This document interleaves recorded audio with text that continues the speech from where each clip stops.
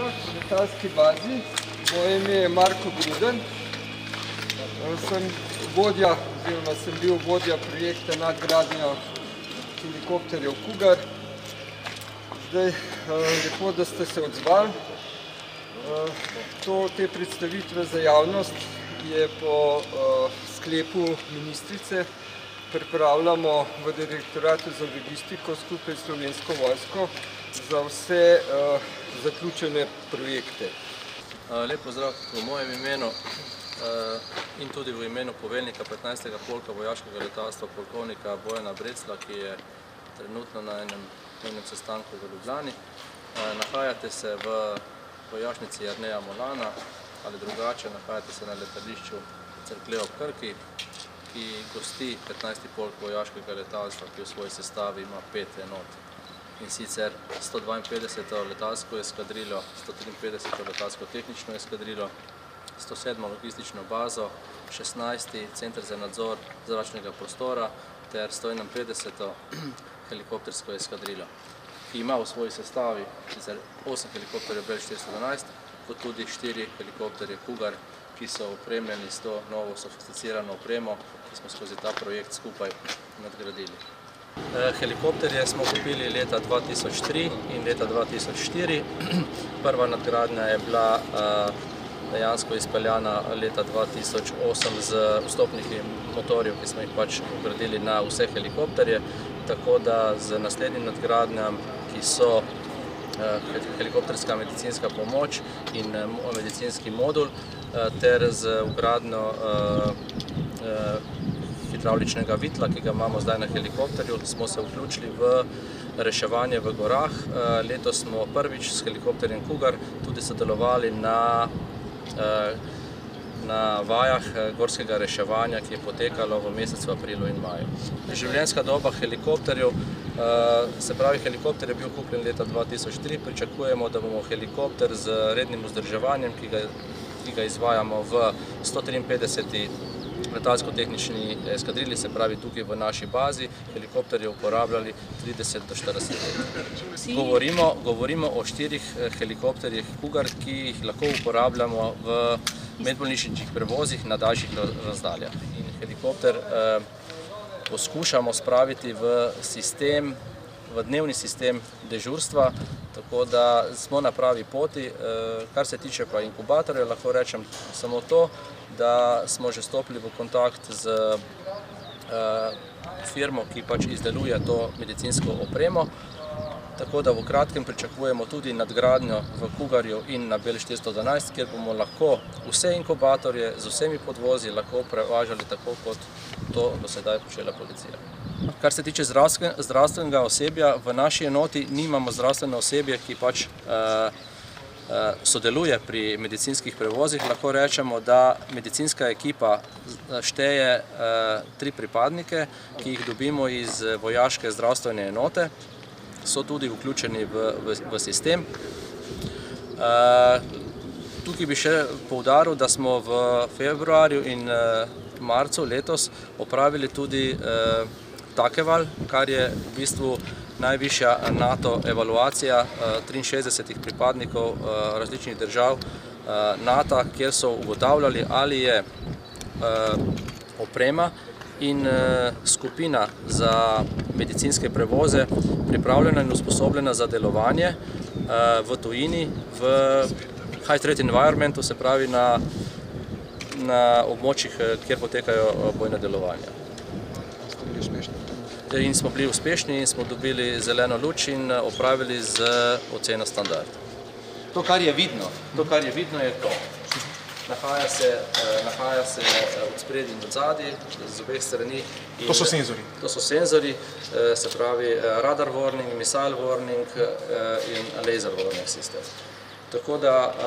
In to avtomatsko potem proži vabe? S tem, kar vi tukaj vidite, dejansko z aktivacijo v kokpitu prihaja do avtomatskega moda odmetavanja vab. Vendar težava nastane v tem, ker mi nimamo izdelano knjižnico groženj. Dokler ni knjižnica groženj izdelana, v bistvu ta sistem ne deluje. Ali pa lahko rečemo tako, ta sistem sicer deluje tako, da opozori na nevarnost. In potem pilot. Vendar je potrebno strani pilota ustrezno odreagirati. Če bi pa sistem deloval v avtomatskem modu, kjer bi imeli knjižnico ogrožen, potem pa sistem deluje samostojno, letalci se ukvarjamo z našim primarnim delom, dokler nas ta sistem ščiti. Ta knjižnica je izredno zapletena zadeva in nobena država, nobena NATO država jo nam ne bo odstopila, tudi kupiti jo ne moramo, enostavno moramo razviti sistem, kjer bomo step by step zadevo nadgrajevali, kjer bomo dobili knjižnico ogrožen, prav tako knjižnico proti ukrepov. Pravi, tukaj je potrebno veliko denarja in veliko časa vložiti v nadgradnjo tega sistema, da lahko ta sistem deluje 100%. To je programerska zadeva. Tako je. Se pravi, kaj? Prepoznavanje različnih raket, različnih radarskih stikov. Najprej moramo vedeti, na katerem terenu bomo delovali, potem pa moramo zelo dobro poznati nasprotnika. Ko poznaš nasprotnika, poznaš orožje, s katerim deluje, potem pa, če tega orožja ne moramo dobiti, potem pa saj izdelamo neke primerjalne analize ali pa izdelamo neke verjetnostne račune, kako bi prišli do tistih parametrov, ki jih pač to orožje ima, da ustvarimo neko sliko in da na osnovi tega pač izdelamo knjižnico oziroma protiukrepov ter ustrezne manevre za izogib srečanja z orožjem, s katerim smo napadli. Se pravi, če so čisto konkretna, če bi bilo za, pa fiktivno, za neko rusko bojišče, ne, bi bila ena knjižnica za bojišče proti upornikom nekje na Bližnjem vzhodu, bi bila drugačna? Ne, knjižnica se izdela ena, ta knjižnica se vedno nadgrajuje, glede na informacije, ki jih pač pridobivamo. Tukaj bi bilo potrebno sodelovati tudi z drugim službam Slovenske vojske in Ministrstva za obrambo. Tako da te osnove že imamo, povezali smo se že v sistemu, se pravi, se že pogovarjamo z specialističnim kadrom, ki je sposoben v Republiki Sloveniji to zadevo izdelati.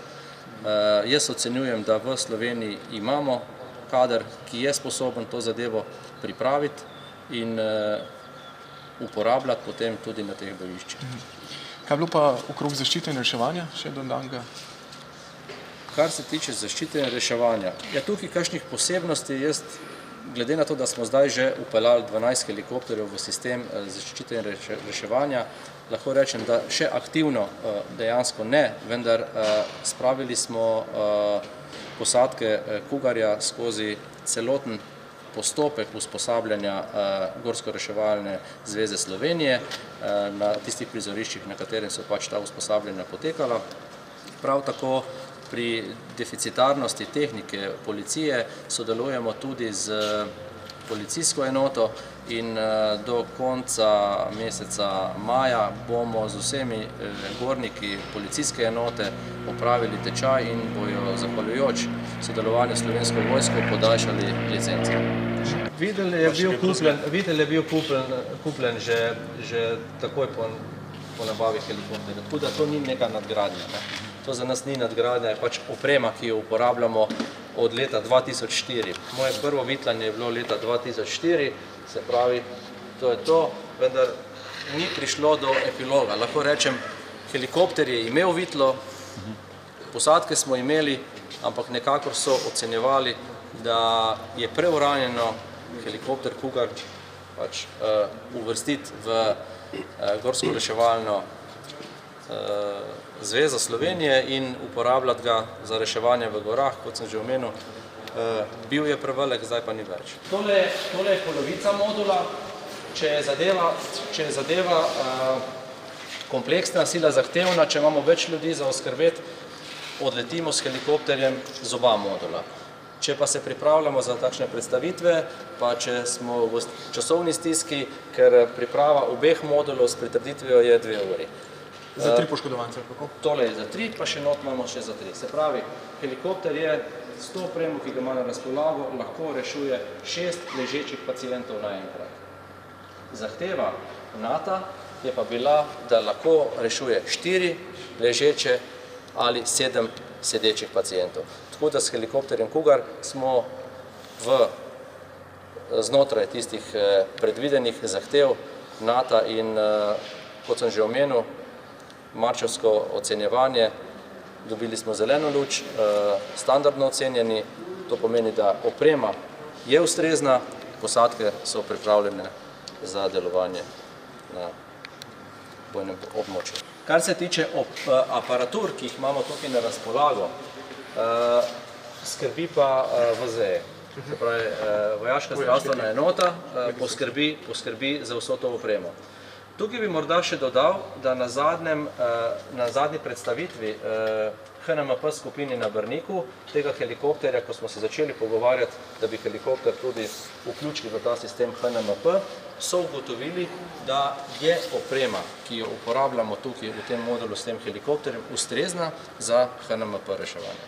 Na zadnjem sestanku na Ministrstvu za zdravje smo prav tako ugotovili, da Ministrstvo za zdravje si želi, da bi helikopter Cougar vključili v sistem HNMP, vendar za isto ceno, kot je za Bell 412, in to je 2630 €. Ura letenja s tem pa je? Ura letenja s tem helikopterjem, komercialna ura je 4800 €, vendar se morate zavedati, da v tem trenutku, ko smo v sistemu NRF, ker smo od 1.1. do zadnjega tega leta smo v sistemu NRF, je s tem helikopterjem nujno in potrebno odleteti najmanj 800 ur letenja, da zagotovimo tisti nalet, ki je potreben za posadke, da izpolnimo tiste standarde, ki so nam bili predpisani.